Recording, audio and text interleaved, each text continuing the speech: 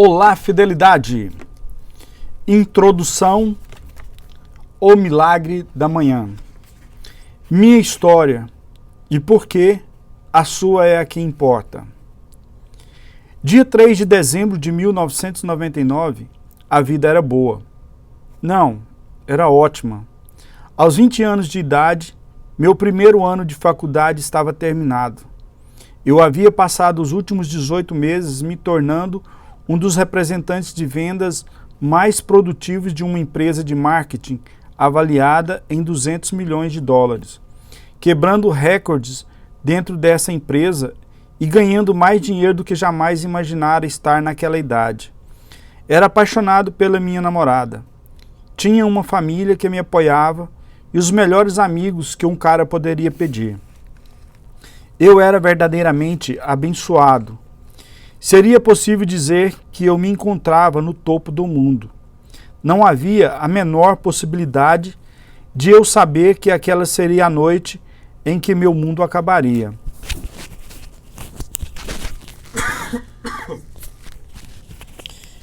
23h32 dirigindo a 112 km por hora na Autoestrada 99. Tínhamos saído de um restaurante e nos despedido de nossos amigos. Agora éramos apenas nós dois. Minha namorada, cansada dos eventos da noite, cochilava no banco do passageiro. Eu? Não. Eu estava totalmente desperto. Olhos grudados na estrada, balançando o dedo no ar como uma batuta, enquanto regia silenciosamente as melodias de Tchaikovsky. Ainda em estado de euforia pela agitação daquela noite, o sono era a coisa mais distante da minha mente. Disparando pela autoestrada a 112 km por hora, no meu Ford Mustang branco, novinho em folha, apenas 2 horas haviam se passado desde que eu fizera o melhor discurso da minha vida. Eu havia sido ovacionado de pé pela primeira vez e estava exultante. Na verdade, eu queria desesperadamente gritar meus sentimentos de gratidão para qualquer um que me escutasse, mas minha namorada dormia, portanto, não seria possível falar com ela. Considerei ligar para meus pais, mas era tarde. Eles poderiam já estar na cama. Eu deveria ter ligado, mas não tinha como saber que aquele momento seria minha última oportunidade de falar com meus pais, ou com qualquer pessoa, durante um bom tempo.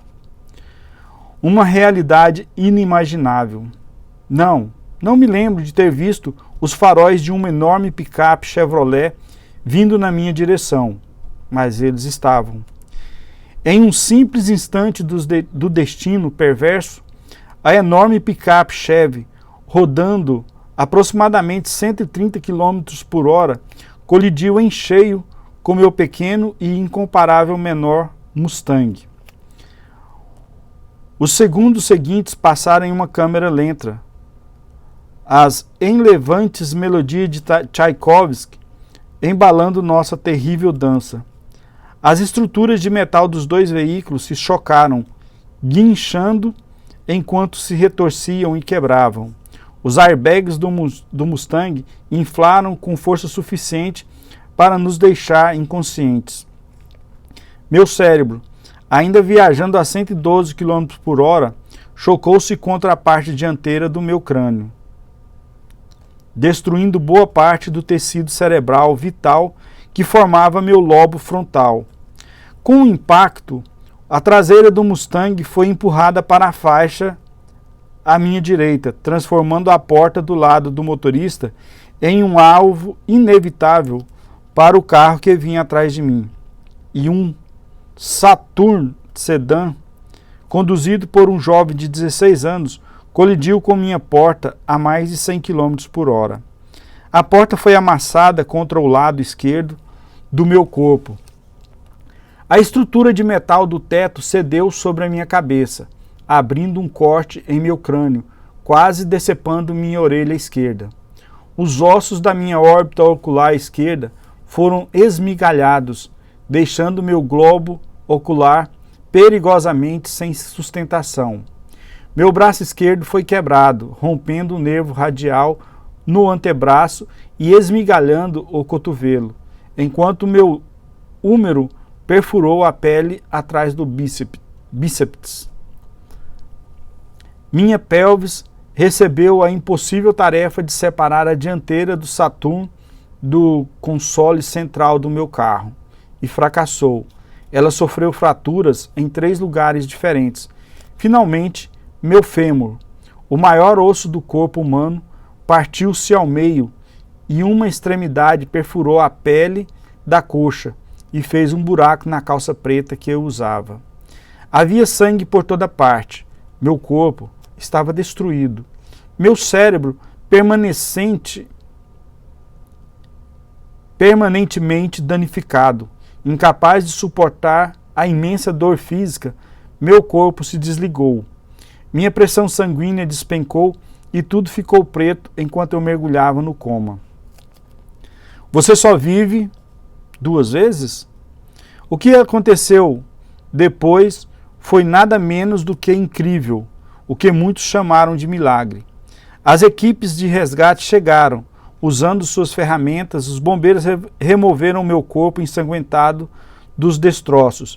Neste momento, eu sangrei ainda mais. Meu coração parou de bater e parei de respirar. Clinicamente, eu estava morto.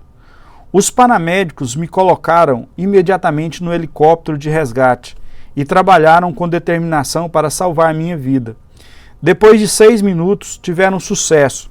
Meu coração começou a bater de novo. Eu respirava oxigênio limpo. Felizmente, estava vivo. Passei 6 dias em coma e despertei com a notícia de que poderia nunca mais voltar a andar, depois de 7 semanas desafiadoras de recuperação e reabilitação no hospital. Aprendendo a caminhar de novo, recebi alta aos cuidados dos meus pais, de volta ao mundo real com 11 ossos fraturados, danos cerebrais permanentes e agora a ex-namorada. E uma agora ex-namorada, que terminara comigo no hospital. A vida como eu conhecia jamais seria a mesma, acredite ou não. Isso acabaria sendo uma coisa boa. Apesar de não ter sido fácil aceitar a minha nova realidade e de haver momentos em que eu não conseguia evitar me perguntar por que isso aconteceu comigo, precisei assumir a responsabilidade de retomar o controle da minha vida, em vez de reclamar de como as coisas deveriam ser. Decidi aceitá-las como eram. Parei de investir energia em desejar que a minha vida fosse diferente, em desejar que as coisas ruins não tivessem acontecido comigo. E em vez disso, me concentrei 100% em fazer o melhor com o que eu tinha. Como eu não podia mudar o passado, investi energia em seguir em frente. Dediquei minha vida a atingir meu potencial e a conquistar meus sonhos, para descobrir como dar aos outros o poder de fazer o mesmo. E como resultado de escolher genuinamente ser grato por tudo que eu possuía, aceitando incondicionalmente tudo que eu não tinha, e aceitando total responsabilidade por criar tudo o que eu queria, esse devastador acidente de carro terminou se tornando uma das melhores coisas que já aconteceram comigo, baseado em minha crença de que tudo acontece por um motivo, mas que é a nossa responsabilidade escolher os motivos mais capacitantes para os desafios, eventos e circunstâncias de nossas existências. Usei meu acidente para produzir um retorno triunfante. 2000. Um ano que começa comigo deitado em uma cama de hospital, quebrado, mas não derrotado. Termina de modo muito diferente, apesar de não ter um carro, muito menos uma memória de curto prazo, equipado com todas as desculpas do mundo para ficar sentado em casa e sentir pena de mim mesmo, retornei ao meu posto de vendas na Cutco. Tive o melhor ano da minha carreira e terminei em 6º na companhia, entre mais de 60 mil representantes de vendas ativos. Tudo isso enquanto ainda me recuperava, física, mental, emocional e financeiramente, do meu acidente. 2001. Tendo aprendido algumas lições de vida inestimáveis com a minha experiência, chegara a hora de transformar minha adversidade em inspiração e capacitação para outras pessoas. Comecei a dar palestras e a partilhar minha história em escolas de ensino médio e faculdades. As reações de alunos e professores foram esmagadoramente positivas e eu embarquei na missão de criar impacto nos jovens. 2002. Meu bom amigo John Berghoff me encorajou a escrever um livro sobre o meu acidente para inspirar mais os outros. Portanto, arregacei as mangas tão rápido quanto comecei. Parei.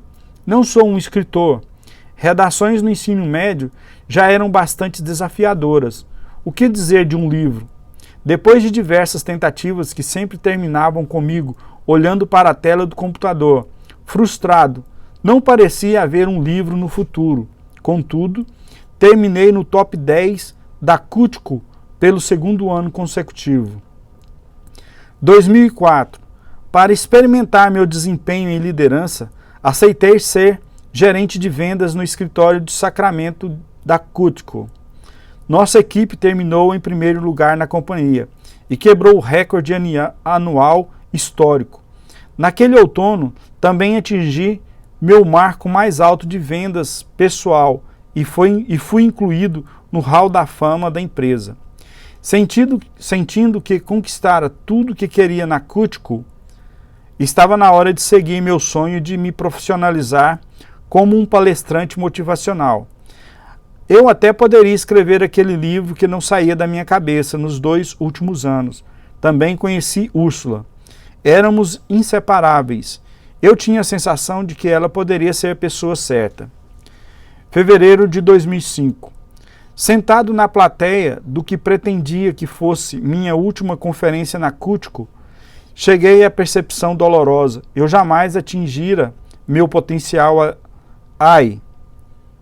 Com certeza, eu ganhara alguns prêmios e quebrara alguns recordes de venda, mas observando da minha cadeira, enquanto os 2 funcionários com melhor desempenho recebiam o maior prêmio anual da Cutico, que a Cutico oferecia, o cobiçado Rolex, me dei conta de que jamais me comprometera totalmente, pelo menos não por um ano inteiro. Eu não seria capaz de viver comigo mesmo se deixasse a companhia antes de atingir meu potencial. Assim, precisava me dedicar por mais um ano, mas desta vez precisaria dar tudo de mim. 2005. Apesar de o ano ter começado tarde, estabeleci a meta de praticamente dobrar meu melhor ano de vendas de todos. Estava aterrorizado, mas comprometido. Também concluí que tinha a obrigação de escrever aquele livro e compartilhar minha história com o mundo. Trabalhei 365 dias seguidos, vendendo e escrevendo, com um nível de disciplina que me fugira nos primeiros 25 anos de vida. Eu estava motivado pela paixão para fazer o que jamais fizera, me arriscar além do meu dolorosamente confortável limite de mediocridade, no qual eu operara a vida inteira, para me tornar extraordinário.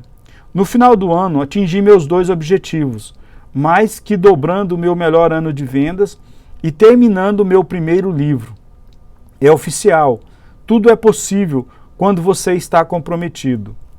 Primavera de 2006, meu primeiro livro, Taking Life Head On, How to Love the Life You Have While You Create the Life of Your Dreams. Como amar a vida que você tem enquanto você cria a vida de seus sonhos. Ficou em 7º lugar na lista de best-sellers da Amazon. Então, o inimaginável aconteceu. Meu editor fugiu do país com 100% dos meus royalties e ninguém nunca mais teve notícias dele. Meus pais ficaram devastados. Eu não. Se há algo que aprendi com meu acidente de carro, é que não faz sentido ficar remoendo ou se sentindo mal quanto a aspectos de nossas vidas que não podemos mudar. Então, não entrei nessa. Também aprendi que, ao nos concentrarmos no que podemos aprender com os desafios e na maneira como os utilizamos para agregar valor às vidas dos outros, podemos transformar qualquer adversidade em vantagem.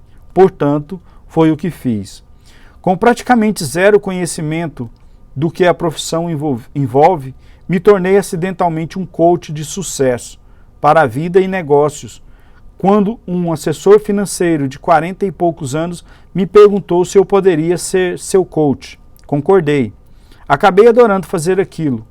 Meu primeiro cliente viu resultados mensuráveis em sua vida e em seus negócios, e eu me apaixonei por ajudar os outros. Com apenas 26 anos, as chances de obter sucesso como coach profissional eram provavelmente quase nulas, mas isso está tão alinhado com o propósito de vida que corri atrás. De todo modo, meu negócio de coach decolou e passei a ser coach de centenas de empreendedores, vendedores e donos de empresas. Pouco depois, fiz minha primeira palestra paga, ao ser contratado pelo Clube de Garotos e Garotos da América para ser o palestrante de destaque em sua conferência nacional. Apesar de estar palestrando para grandes plateias de negócios formadas, sobretudo por vendedores, gerentes e executivos, desde 98, decidi que, com o meu cabelo arrepiado, aparência relativamente jovial e o apelido Seu Amigo Hal, impactar a juventude era o caminho a seguir. Comecei então a palestrar e a compartilhar minha história em escolas locais, de ensino médio e em faculdades. 2007, o ano em que minha vida desmoronou. A economia dos Estados Unidos entrou em colapso, da noite para o dia. Minha renda caiu pela metade. Meus clientes não tinham como arcar com as despesas de coaching. Eu não conseguia pagar as contas, incluindo as prestações da minha casa. Tinha uma dívida de $425 mil e estava devastado, mental, física, emocional e financeiramente. Atingi o fundo do poço. Jamais me senti tão desesperançoso, oprimido e deprimido, sem saber como consertar minha vida mais uma vez. Busquei desesperadamente respostas para os problemas intransponíveis. Li livros de autoajuda, participei de seminários, até contratei um coach. Mas nada funcionou.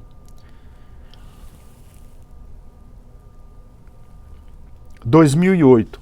O ano em que minha vida começou a mudar. Enfim, confessei a um amigo íntimo o quanto as coisas tinham ficado ruins e havia sido bem-sucedido em manter a situação em segredo até aquele ponto. A pergunta dele: você está fazendo exercícios? Minha resposta: mal consigo levantar da cama de manhã. Então, não. Comece a correr, ele disse. Vai ajudá-la a se sentir melhor e a pensar com mais clareza. Droga, odeio correr. Eu estava desesperado. No entanto, por isso segui o conselho dele e fui dar uma corrida. As percepções que tive nessa corrida tornaram-se um ponto de virada em minha vida. Detalhes no capítulo 2. A origem de O Milagre da Manhã, nascido do desespero. E eu tive a inspiração de criar uma rotina diária de desenvolvimento pessoal que esperava que me capacitasse a me desenvolver para me tornar a pessoa que precisava ser, para solucionar meus problemas e mudar minha vida. Por mais incrível que pareça, funcionou. Virtualmente, todas as áreas da minha vida se transformaram tão rapidamente que a chamei de meu milagre da manhã. Outono de 2008. Continuei a desenvolver o meu milagre da manhã, experimentando diversas práticas de desenvolvimento pessoal e rotinas de sono, pesquisando de quanto sono realmente precisamos. Minhas descobertas destruíram por completo os paradigmas e as percepções consideradas verdadeiras pela maioria das pessoas, inclusive eu. Amando os resultados, compartilhei-os com meus clientes de coaching, que os amaram tanto quanto eu. Eles os relataram aos amigos, familiares e colegas de trabalho. De repente, comecei a ver completos desconhecidos postando no Facebook e no Twitter seus milagres da manhã. Falamos mais sobre isso posteriormente. 2009. Sem sombra de dúvida, meu melhor ano até então. Me casei com a mulher dos meus sonhos. Nós ficamos grávidos e demos à luz a nossa filha. Posso dizer nós, ou isso é mais coisa de mulher? Não sei. Meu negócio de coaching estava prosperando. Eu tinha uma lista de espera de clientes. Minha carreira de palestrante decolou. E eu vinha fazendo palestras e transmitindo mensagens fundamentais em escolas de ensino médio, faculdades e em conferências corporativas e sem fins lucrativos. O milagre da manhã se espalhou como um incêndio florestal. Eu recebia e-mails todos os dias de gente me dizendo que aquilo estava mudando sua vida. Sabia que era minha responsabilidade compartilhar aquilo com o mundo e que escrever um livro era a melhor maneira de fazê-lo. Aos poucos, comecei a escrever de novo.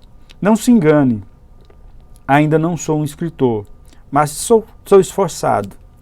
Como meu bom amigo Romácio Fulcher costuma dizer, sempre há uma maneira, quando você tem motivação. 2012. O livro que você tem nas mãos, ao qual dediquei mais de 3 anos da minha vida para escrever, O Milagre da Manhã, o segredo para transformar sua vida antes das 8 horas. Por fim, foi publicado. Fiquei impressionado quando ele não apenas se tornou o best-seller número 1 da Amazon, como no primeiro ano de publicação. Tornou-se um dos livros mais bem cotados da história da Amazon. Hoje, com mais de 500 resenhas, com média de 4,7 de 5 estrelas. O mais importante era o que as resenhas efetivamente diziam. A vida das pessoas estavam sendo transformadas e funciona para todos os tipos de indivíduos, de donas de casas a céus. O milagre da manhã proporciona às pessoas a capacidade de melhorar qualquer área de sua vida, ou melhor, literalmente, todas as áreas de sua vida. Encarando a sua vida.